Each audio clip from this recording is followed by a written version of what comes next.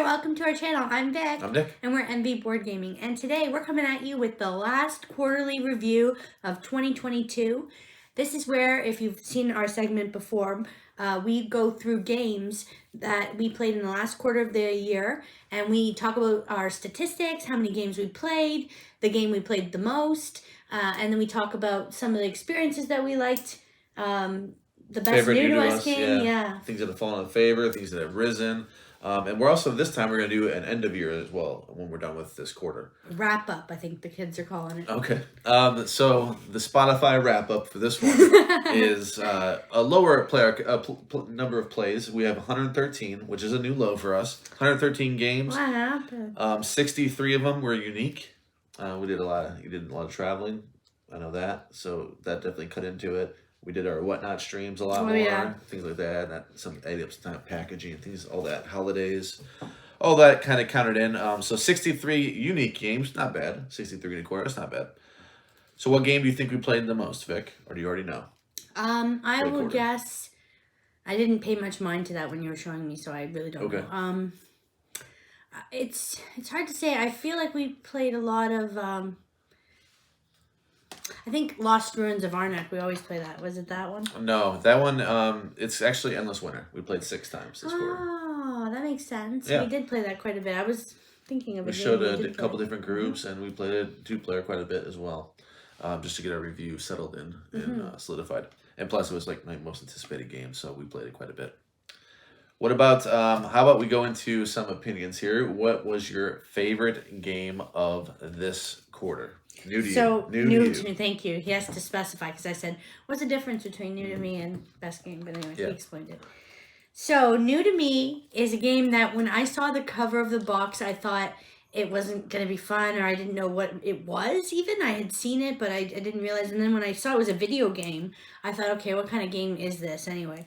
But it's Anno 1800. Yeah. I really liked it. I love the tile placement. We played it a few times, and it hit me by surprise. I just love using your soap, or you use my sausage, whatever, you know? Right. I love that. So it's fun that way. It's a clean game. Yeah. I went with Encyclopedia, which I loved a lot. It was a Kickstarter that we had backed, and I thought it was a great game. It was we rated it very highly. Both of us did, as we did for Anno. So it was close between the two, actually. I think Golem was up there as well. There were some other good ones. Vic just drank a sour drink, so she made her face at me. I tried not to look at the camera. That swig of Windex with ice in it. Look at this thing. Don't drink it. Yeah, well, clean your windows with it. Yeah. All right, game that has improved the most. Improved the most. I picked A Feast for Odin. I had difficulty with that game. When we first played it, I did terrible. I don't think I do that amazing in it, but I feel like I understand it a lot better. I'm filling out more of my grid, which is a win to me. Because at first when we played it and I barely got out of the area, and I had no artifacts out there or any of those weapons that you kind of pick up, I wasn't really playing that well. And I could see it when I'd look and I'd see that Nick had a bunch of stuff on his grid. I'm like, oh, he's even taking new grids. I'm like, I haven't even finished this grid. So I like that. Yeah, I like the game already, so it wouldn't be on mine. But most improved for me is a game that we played at 2 players only before, and we finally got to play it at 4 players, and that's Elysium. Elysium was a game pretty much, I don't know if it works that great at 2. It works fine, I guess, but it definitely shines with a little bit higher player count, 3 or 4. We got to play it at 4, and I really loved it. I love the building, the way you have to decide when you're going to bring things down into your Elysium or not, or give it or use it for its effects, because you can't score it if you only have it for its effects. So to bring it down, then you lose its effects and all that. Yeah. And then the balance with the pillars that you're sending out there as well for the colors. All right, and now a game that has fallen.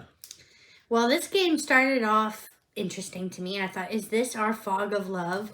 Could this be our fun couple game that we could play and try to be intuitive and know what each other wants to do? And it was Decorum. So it started off really interesting, and then when we played, we kept playing and striking out, and it wasn't as enjoyable. And I thought, this is really hard because everything I wanted, it contradicts him. It lost the fun factor after a while. Yeah, it became more of a chore than it was fun. Yeah, I was like, oh my God, we're going to disagree on this. I know for sure. And I'm watching him do something and I'm going, Yeah. No, and I guess it was funny the first time, but then afterwards it was shaking my head at you. It wasn't that fun. Yeah, the farther we got into the game, it was more of a chore. Yeah. That's a crossover. That's fallen for me as well. Initially, I had wrote Summer Camp, but that one was never that high. I mean, we rated it just like whatever kind of game, entry level. Yeah. And I put that down. I crossed it out because Decorum was kind of more of a drop for me. Yeah, that's what I felt too. It was a big shift. All right, best game period that we've played. Scythe. Yeah. Yeah, because we're playing the Legacy right now, and I have painted the miniatures, and Alyssa I think helped out as well. I think I did everything in that game. Yeah, never mind. But I painted the figures for that, so it's nice that we're playing that now, and we're doing it in a Legacy mode. Yeah, it's crossover. I put Scythe Rise of Fenris as mine as well, so I won't go into that. It's just a great game. All right, best experience. Last thing, best experience. So first I'm going to say Scythe because we're playing the Legacy. We got my painted stuff out there. Nick has a really big map, a version of the map that's very large. So we have it highly upgraded. Then Andrew and Sam got us a new factory, which I got to paint. But we just have that game so decked out with stuff. Yeah. That it's such a cool experience to play a game that looks like that. And upgraded resources.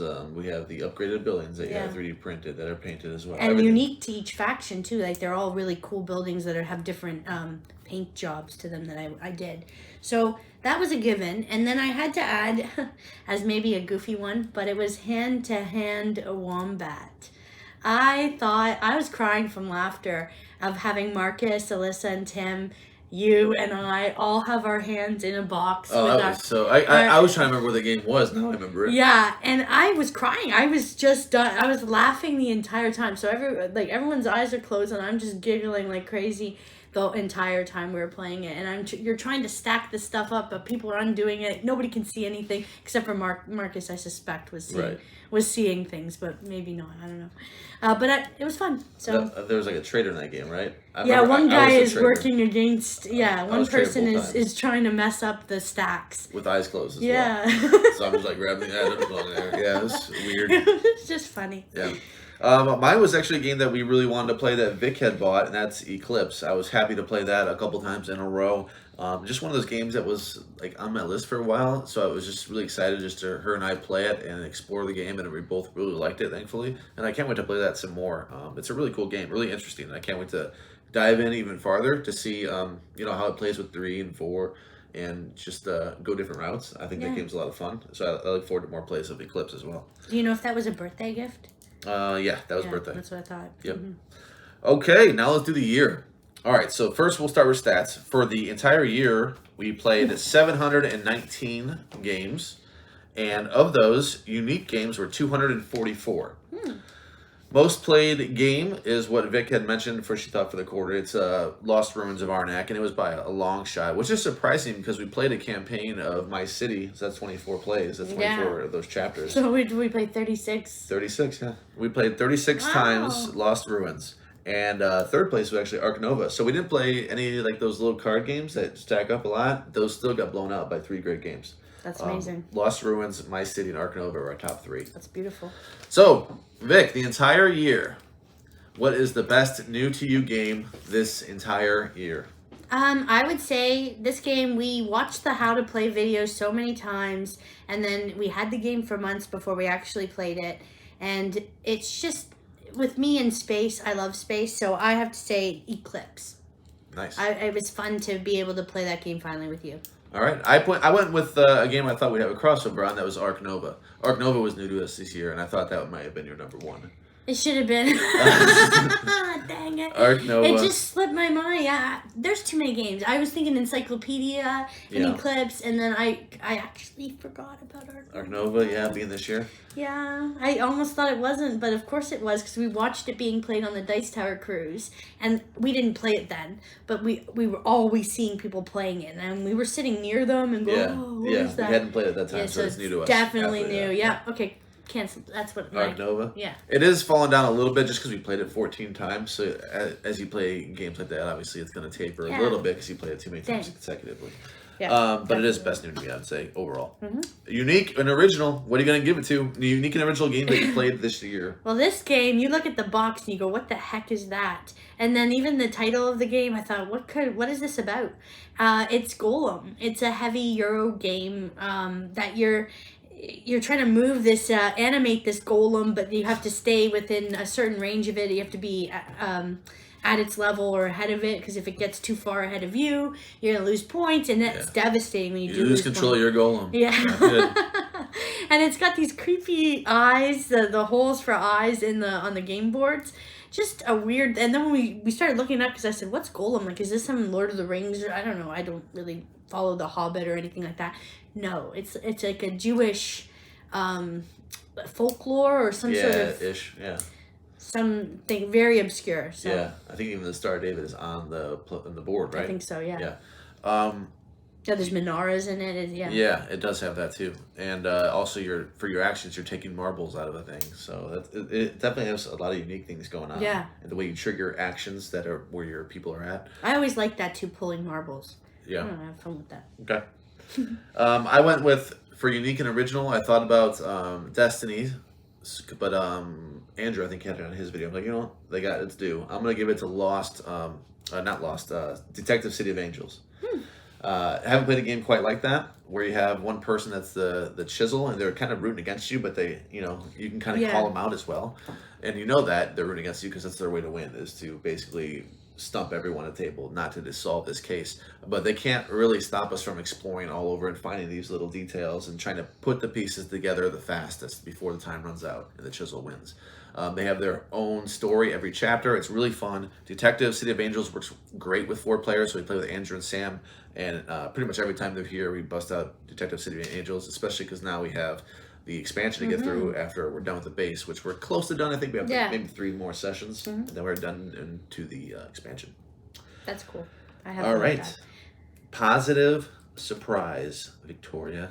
Well, last year's Dice Tower Cruise, but the first one we went on, we played a game, and I was new to the gaming career, and maybe I didn't have a foundational understanding of mechanisms, and I really disliked a game that Brian, Kim, and Nick enjoyed, and I was the naysayer.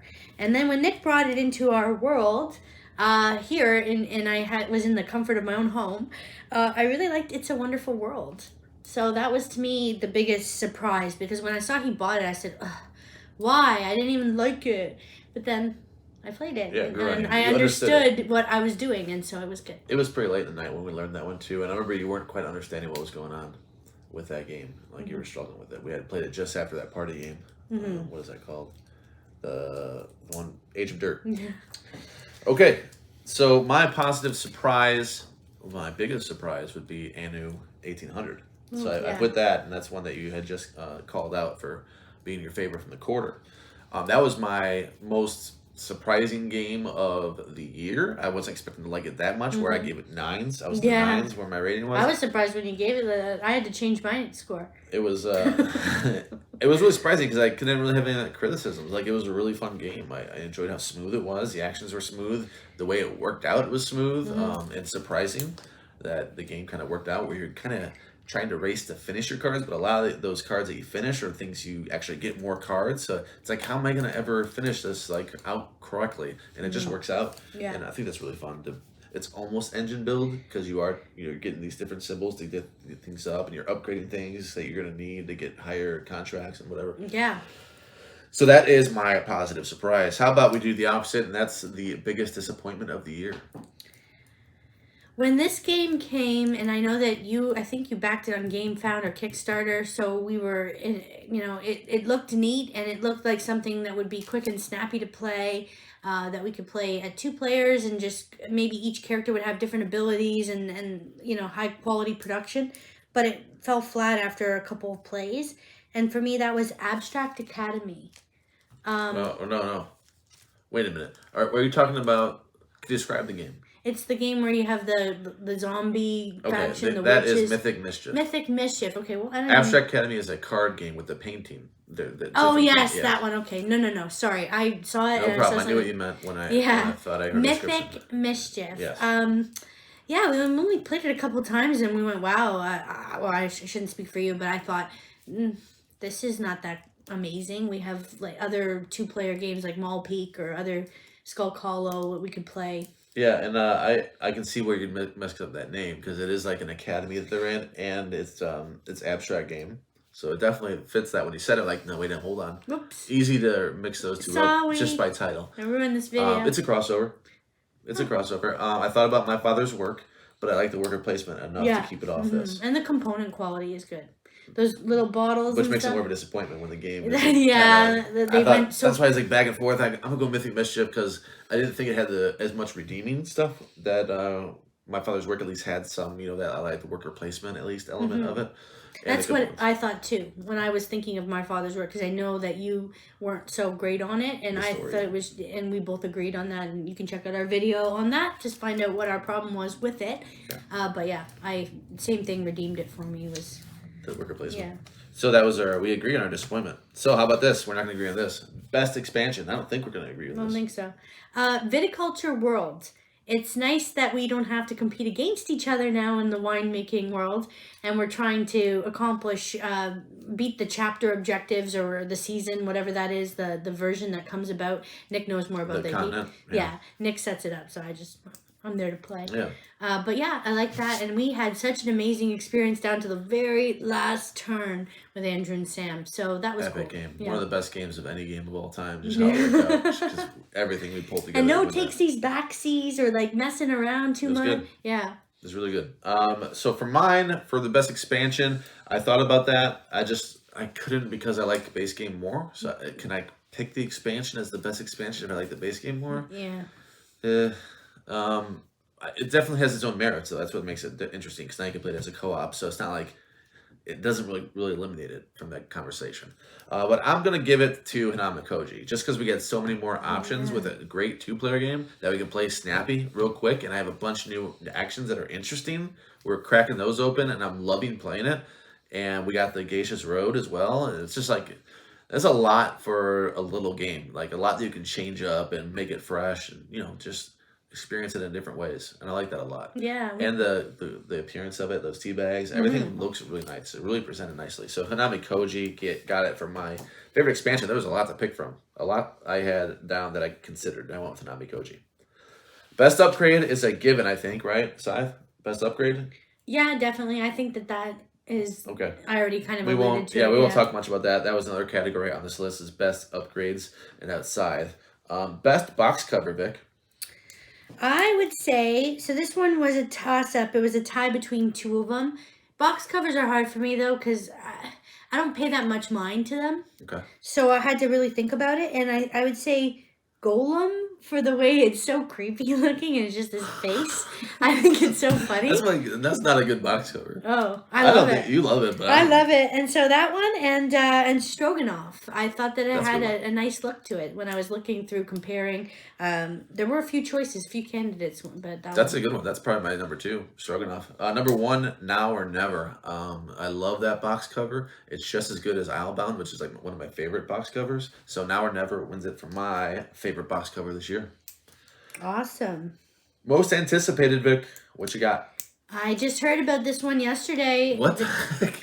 It's most anticipated right away? Well, I mean, I heard news about it. Okay. I heard it's coming. Oh, okay. It's going to be here by February, and it's distilled. I waited a long time for that game. I've been following it closely, watching the updates go by, and watching some factory videos. I don't normally do that. So this one I just felt really interested in. Yeah, I'm definitely anticipating that one as well.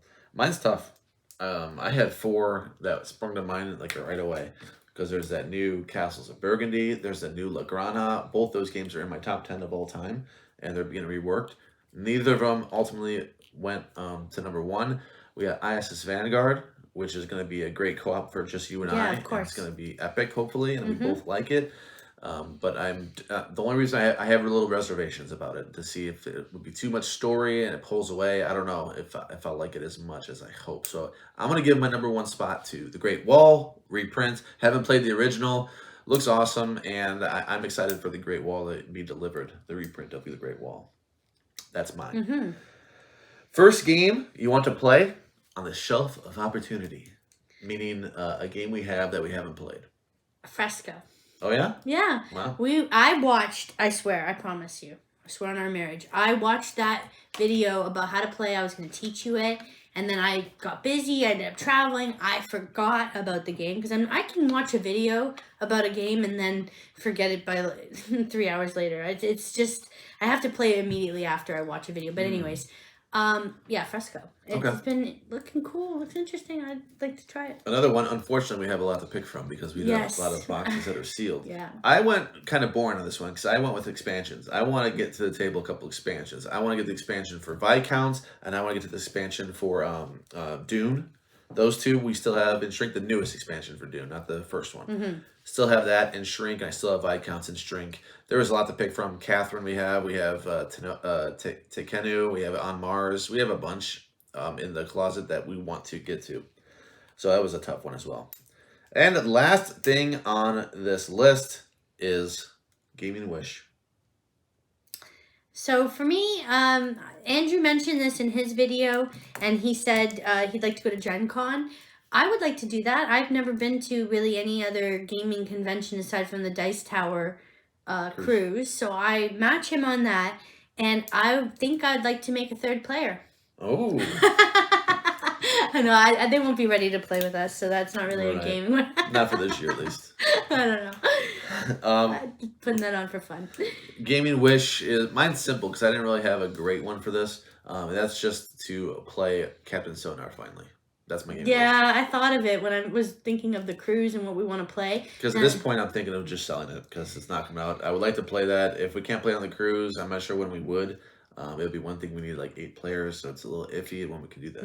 My biggest thing is for not playing it on the cruise is just I'd want it to be people I know. I don't know. I feel a little intimidated by the role and everybody having a job to do. And if you're new to people, there's like it's social anxiety inducing. Yeah.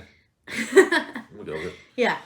There you go. That's our list for the quarter and the year. Hope you enjoyed. And if you have not watched Andrew and Sam's, they posted previously. So check that out. See what they've been up to. They've been up to quite a bit. And tell us your stats. Let us know your ups and downs of 2022 in the board gaming world. And thank you so much for joining us. Like Nick said, we'll see you next time. Adios. Bye.